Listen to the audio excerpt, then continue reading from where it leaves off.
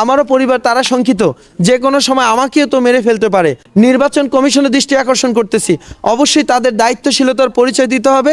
প্রতিটা প্রার্থীর জন্য নিরাপত্তা নিশ্চিত করতে হবে, যে আমাদের প্রোটেকশনের জন্য যেন গানমানের ব্যবস্থা করা হয়। আমি প্রার্থী নির্বাচিত হলে, আমি স্বতন্ত্রভাবে নির্বাচিত হলে আমার রাজু ভাই, রাজীব ভাই, আরও যে 10 ভাই রয়েছেন সবাইকে ডাকবো, একসাথে 2টা উপজেলার জন্য সবাই মিলে কাজ করব।